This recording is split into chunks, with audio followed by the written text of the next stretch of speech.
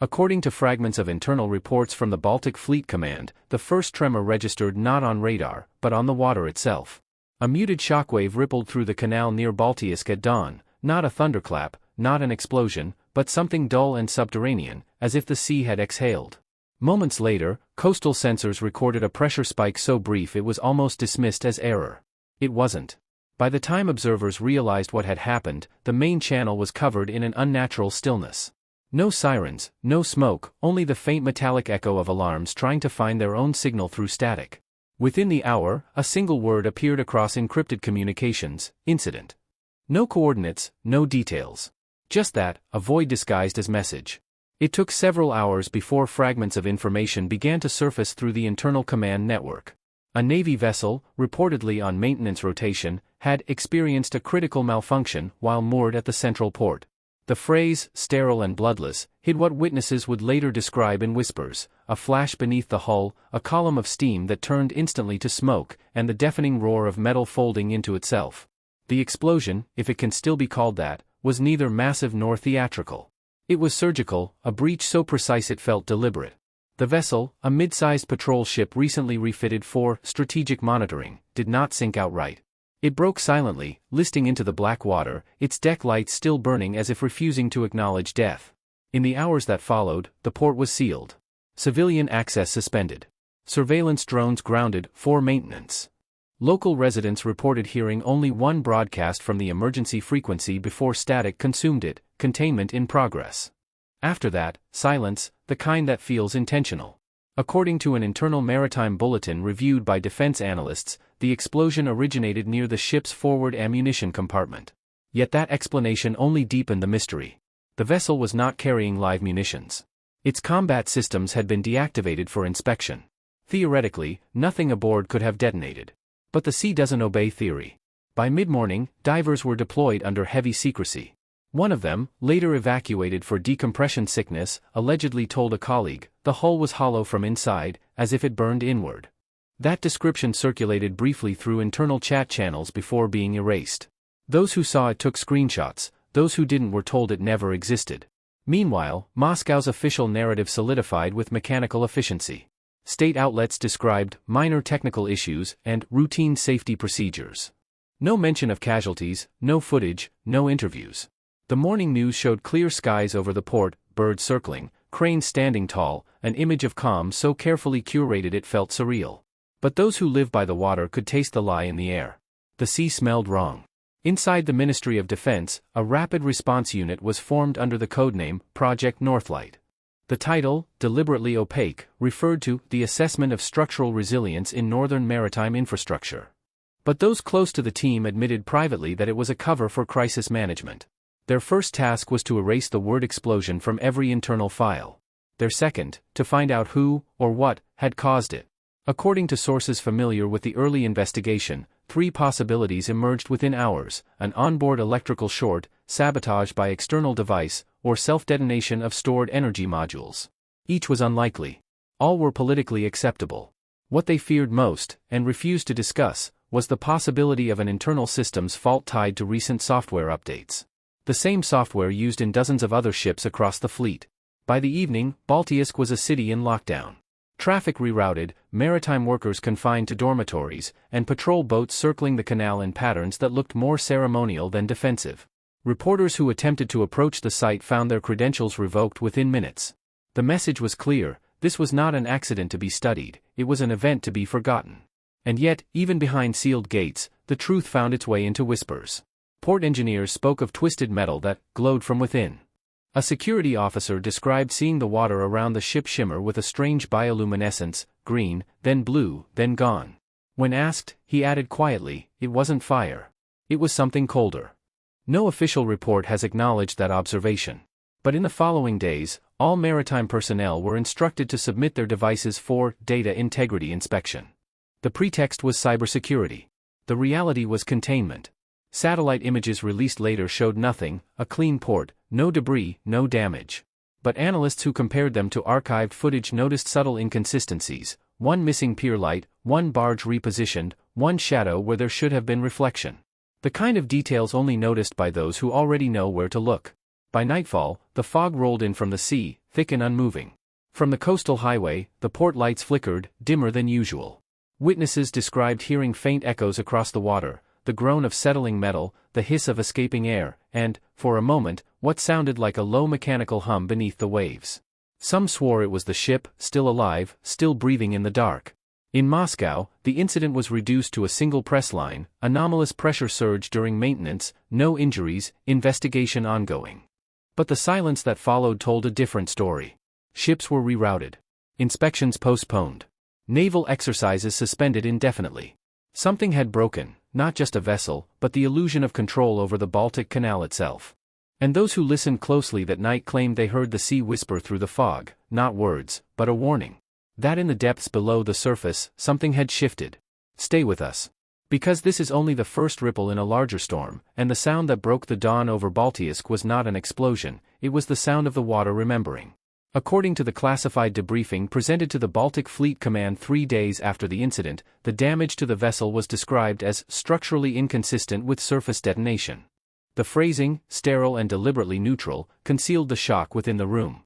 Those who saw the photographs understood immediately, this was not a fire from above. The blast had originated from within, deep beneath the armored deck, in a compartment supposedly sealed against both air and error.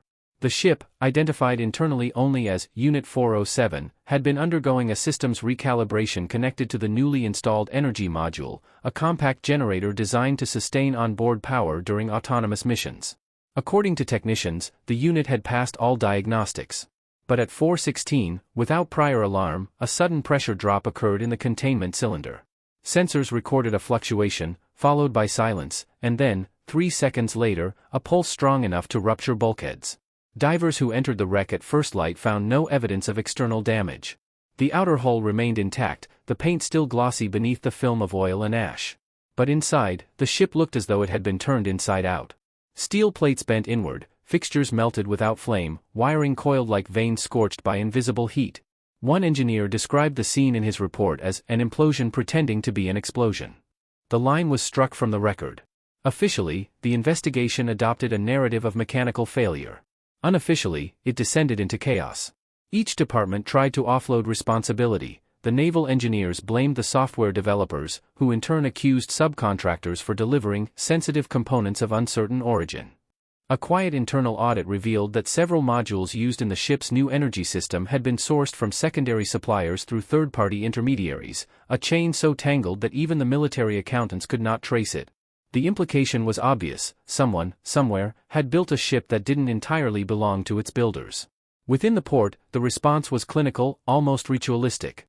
Cleanup crews moved under floodlights, sweeping debris as if purging memory.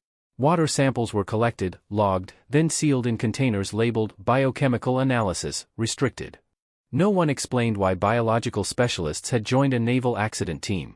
In the warehouses near the docks, rumor spread that the divers who returned from the wreck complained of headaches, skin burns, and nausea. Doctors called it stress exposure. The men called it something else, the blue sickness. That phrase appeared briefly in a draft of the medical log before being deleted. But by then, it had already entered the vocabulary of the port. Workers whispered it in break rooms, always in low voices, as if the word itself carried contagion.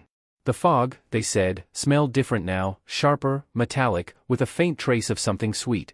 The kind of sweetness that comes before rot. Inside Moscow's defense ministry, the first emergency briefing was a performance. Charts, graphs, calm tones, all designed to maintain composure.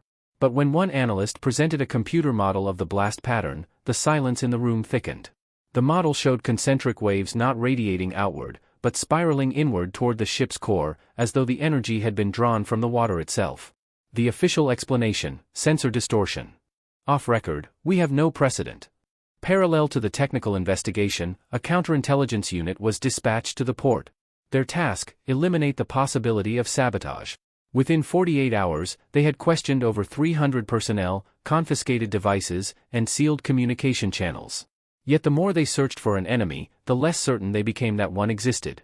What they found instead were anomalies, access logs with missing timestamps, equipment files rewritten after the incident, and fragments of encrypted data that no one could decrypt. It was as if the ship had been communicating in a language that outlived its crew. At the center of the chaos lay a single black box, recovered from the wreckage by divers, its casing warped but intact. According to internal documentation, the recorder contained irregular acoustic signatures in the final minutes before the blast. Frequencies below human hearing, repeated in a rhythmic pattern. One technician described it as the sound of breathing, mechanical, but alive. He was reprimanded for speculative terminology. The black box was immediately transferred to a classified facility near Kronstadt. It has not been heard of since. Publicly, officials announced that no hazardous materials had been released into the canal. Yet fishermen along the nearby coast were instructed to suspend operations, pending environmental review. 2 days later, the local fishery reported mass die-offs near the mouth of the port, small species first, then larger. The surface of the water shimmered with a thin film, iridescent in sunlight. The report was buried under the category natural bloom. Meanwhile, a new rumor began to circulate among naval officers stationed in Baltiysk. They spoke of sonar readings near the wreck showing echoes moving beneath the ship, slow and deliberate, as if something were surveying the damage from below. Each time divers returned, their instruments displayed faint magnetic interference, brief, precise, and gone. Commanders dismissed it as system noise, but some of the younger officers began leaving the lights on in their quarters, unwilling to face the darkness that now lingered just beyond the waterline. In an internal memorandum, one analyst dared to phrase what others were thinking: if this was sabotage, the saboteur is still here. If it was not, then something else is. His superior crossed the sentence out and replaced it with a single word: resolved. And yet, nothing was resolved. The port remained closed. The water stayed off limits. And at night, locals swore they could see faint blue light beneath the surface, pulsing where the ship had sunk. The official term for it was phosphorescent residue. The sailors had another name: the heartbeat. The investigation continued in secrecy, but those closest to it began to change, restless, sleepless, their reports shorter, their language colder. When one of them was asked whether the blast had been an accident, he replied without hesitation, "Everything that explodes wants to be heard."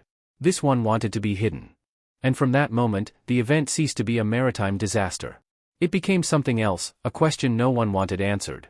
Because the more they searched through the fragments, the more they realized the truth was not at the bottom of the canal. It was in the silence above it. Stay close. There are pieces of this story that may never reach daylight. Subscribe before the fog closes again, because the deeper the water gets, the clearer the reflection becomes. According to restricted government cables circulating between Moscow, Baltiysk, and St. Petersburg, the aftermath of the canal explosion has entered a stage of disciplined confusion. Officially, the situation remains contained. Unofficially, it is metastasizing, not through debris or contamination, but through silence.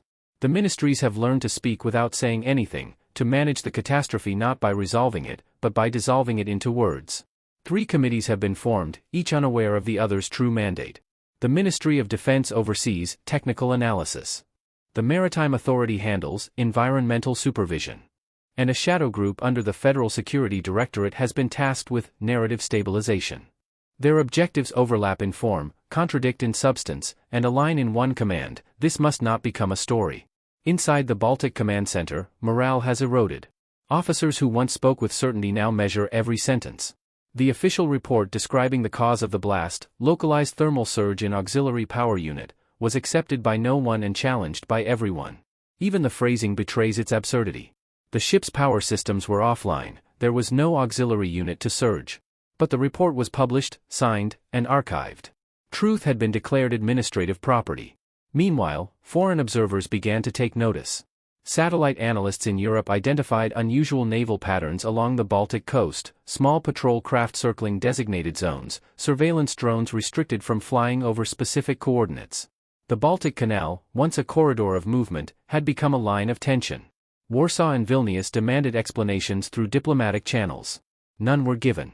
Moscow, in turn, accused unnamed actors of interference in internal infrastructure. The wording was deliberately vague, wide enough to accuse anyone, specific enough to sound like evidence. Behind the scenes, however, Moscow's tone was less confident. Economic advisors warned that the blockade of the canal, even temporary, would choke military supply routes and raise questions about maritime safety. If one vessel explodes, investors will assume the sea itself is unstable, one memorandum noted. The observation was stricken from the record before it reached the upper offices. In its place appeared a more comfortable phrase: ongoing modernization. According to insiders at the St. Petersburg Admiralty, the real fear is not another explosion, but the absence of one. In the weeks following the blast, the sonar network along the canal detected intermittent vibrations, rhythmic, unnatural, too steady to be current, too weak to be engines. Scientists proposed geological causes. Engineers called them system ghosts. But when one technician plotted the intervals, they formed a near-perfect sequence, 11 minutes and 42 seconds apart. A frequency too regular to be coincidence. The signal has since been classified. In Kaliningrad, officials publicly dismissed speculation about contamination. Privately, they petitioned for new supply routes to bypass Baltiisk entirely. One internal message from a logistics director reads, "We can no longer depend on water we cannot explain." The phrase has since become a quiet refrain within the administration, repeated by aides, joked about by journalists, whispered by those who still remember the night the canal went dark. Diplomatically, the shockwave spread faster than the news. Northern Europe tightened surveillance across Baltic shipping lanes. The press speculated about covert accidents, energy experiments, even underwater sabotage. Each theory contradicted the next, but together they served one purpose: to fill the silence that Moscow insisted must remain. Within the Kremlin, the event became a metaphor too dangerous to name. The sea, once a symbol of expansion, had turned into a mirror reflecting fragility. "We can command territory," one senior advisor reportedly said, "but we cannot command depth." Those words, never meant for publication, now circulate quietly in political circles, a private admission that the real border runs not along coastlines, but beneath them.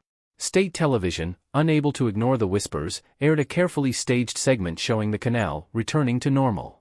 The camera lingered on cranes moving, workers smiling, water glinting gold under the sunset. No sound, no commentary, just the illusion of calm. But in the uncut footage, later leaked online, one can see something subtle: no ships. The entire port filmed empty, as if the sea itself had withdrawn. Inside think tanks, strategists began redefining the event in coded terms. They called it hydrological destabilization. The phrase was scientific enough to obscure meaning, yet ominous enough to justify budgets. It appeared in at least 7 internal briefings within 2 weeks, proof that the narrative had been domesticated. Disaster had become doctrine. And yet, some officials refused to accept the comfort of ambiguity. In a meeting transcript labeled "Eyes Only," one admiral asked the question everyone else avoided: if it was an accident, why was the data from the black box locked by civilian command? No one answered. The note-taker recorded only one line: "Meeting adjourned without conclusion." Meanwhile, whispers persist that the canal's waterline has shifted slightly since the incident, deeper near the wreck, slower along the edges. Local fishermen claim the tides no longer follow their usual rhythm. The Navy denies it, the scientists remain silent, and the locals simply avoid the place after dark. In the Baltic region, superstitions are born quickly.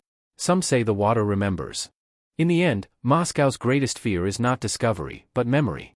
Every port worker, every sailor, every diver who saw what happened carries a fragment of the truth, and fragments, when left uncollected, form stories of their own. That is why the investigation continues behind glass walls, in windowless rooms, under the hum of projectors that show nothing but maps of silence. No one wants to find the cause anymore. They only want the story to stop breathing. And yet it breathes, in data leaks, in late-night whispers, in the rhythmic pulse still registered by sonar every 11 minutes and 42 seconds. The sound that officials call noise, but divers call heartbeat. This is the price of secrecy. When truth is buried underwater, it learns to echo. If you want to follow that echo before it's rewritten, stay with us. Subscribe, not to headlines, but to the silence between them. Because in that silence lies the real story of the blast that Moscow calls an accident, and the sea calls a memory. According to recent behavioral monitoring reports compiled quietly by regional administrators, the atmosphere in Baltiisk has shifted from obedience to something far more dangerous: awareness. The explosion may have been contained in the water, but its echo has moved inland, saturating every conversation, every silence, every glance toward the canal. The port now feels like a living crime scene. The machinery still works, the lights still glow, but every man on the docks knows something irreparable has happened. In the canteens, conversation has become a delicate ritual. Workers speak in codes: the cold ship, the sleeping tide, the blue shadow. Everyone understands the meaning, no one dares to say the words aloud. Supervisors rotate teams weekly to prevent rumors from consolidating, but fear travels faster than the shift schedule. Those who were closest to the site have stopped sleeping through the night. They say the water makes sounds now, faint metallic creaks like voices under pressure. The engineers call it thermal stress. The workers call it whispering steel. Inside the ministries, paranoia blooms like mold. A dozen internal investigations overlap without coordination. Each one claims jurisdiction, none share results. Leaked memos reveal that entire archives have been reclassified as irrecoverable, a bureaucratic term for deliberate burial. The official line remains unchanged: routine incident, no casualties. Yet in closed circles, even senior officers have begun to ask forbidden questions. Why were all port cameras offline for 7 minutes before the blast? Why were maintenance drones recalled hours earlier? And why, despite every attempt at censorship, do the divers keep reporting the same dream, a corridor of light beneath the ship, moving deeper with each night?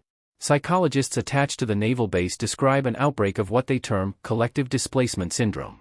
The symptoms: nausea near open water, auditory hallucinations, a compulsion to avoid mirrors after sunset. Affected personnel are quietly reassigned to inland positions. Officially, they are under medical supervision. Unofficially, they are kept away from microphones. In a private debriefing, one doctor summarized the condition more bluntly: they are not sick. They are remembering something they were told to forget. The town itself has grown quieter. Bars close earlier, fishermen stay home after dusk, and even the gulls seem to have abandoned the shoreline. Local journalists who tried to investigate have either left or switched to safer topics: infrastructure, agriculture, sport. The few who persist are visited by polite men with perfect manners and identical smiles, reminding them that national stability depends on narrative cohesion. That phrase, already infamous, has become the slogan of the season, printed on posters, echoed in speeches, whispered like a prayer. The state's propaganda machine tries to compensate with noise. Every evening, television channels broadcast images of calm seas and sunrise over naval silhouettes. The message is simple: the fleet stands strong, the waters are loyal, the fog means nothing. But the more they repeat it, the less anyone believes it. Even the announcers' voices sound brittle, as though they are reciting lines that no longer hold weight.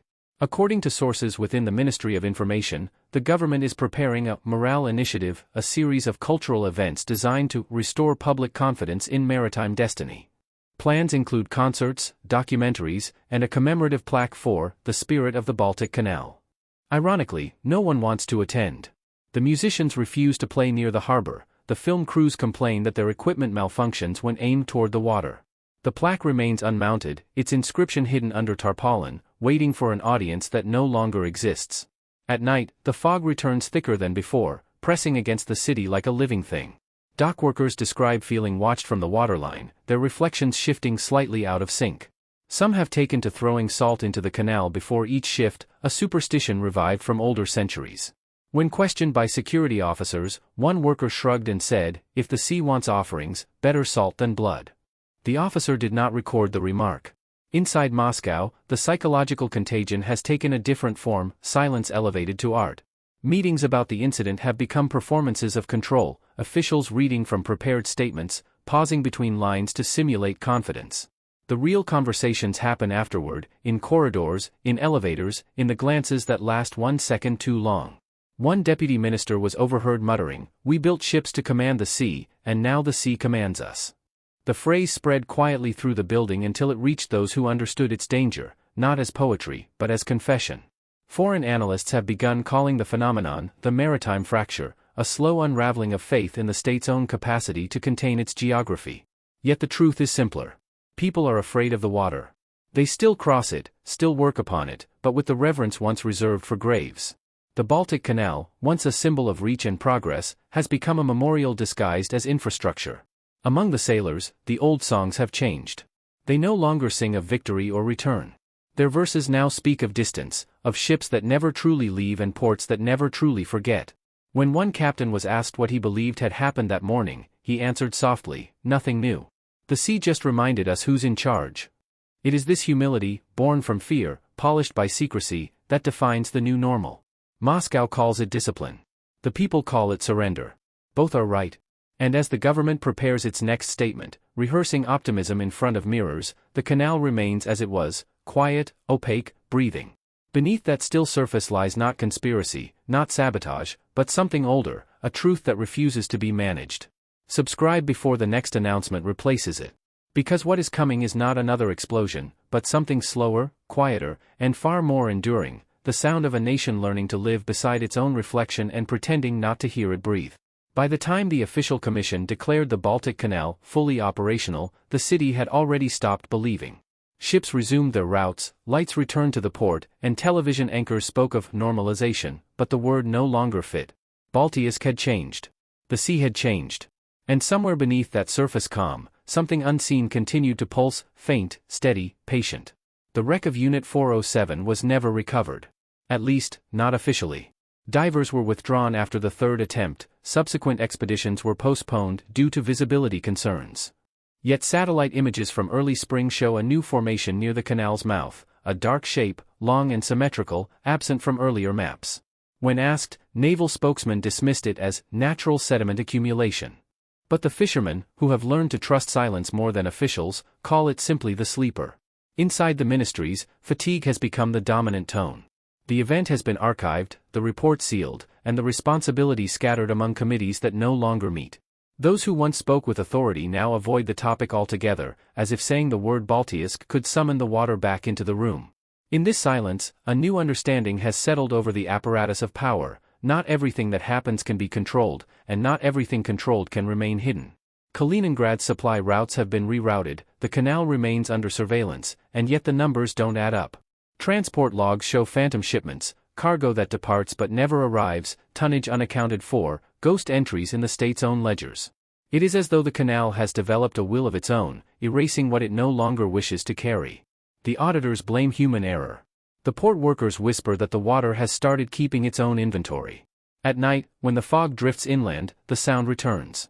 A low vibration, rhythmic and distant, too regular to be waves, too organic to be machinery. Residents say it rises from the canal itself, a heartbeat buried beneath steel and salt. It fades by dawn, leaving behind the faint smell of ozone and the uneasy certainty that the sea has learned to remember. For the government, the lesson is simple yet unbearable. Power can redraw borders, silence witnesses, rewrite reports, but it cannot rewrite water. The Baltic does not forgive, and it does not forget. Its stillness is not peace, it is observation. Somewhere down there, beneath the cold reflection of cranes and floodlights, lies the truth, patient, preserved, unclassified by time. On the morning of the anniversary, a naval band played at the port gates. The broadcast showed officers standing motionless, the wind moving their flags while their eyes fixed on the horizon. No one mentioned the explosion. The speech spoke of resilience, of maritime destiny, of unbroken unity. But when the final note faded, the silence that followed felt heavier than any applause. It was not grief.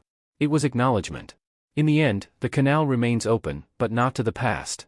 The files are sealed, the names forgotten, the sea uncooperative. All that endures is the hum, the deep, impossible reminder that every empire leaves something behind in its reflection. And sometimes, that reflection starts to answer back. This is where the story ends, not with revelation, but with acceptance. The water has taken what it wanted. The state, in its pride, has learned the limits of command. And between them lies a single truth that no report will record: that silence is not the absence of sound, but its perfection. Stay with us. These materials may not last online, stories like this tend to vanish between waves. Subscribe, before the tide erases the footprints. Because the sea has spoken once, and it will speak again, when the next metal heart breaks beneath the surface, and the water remembers its name.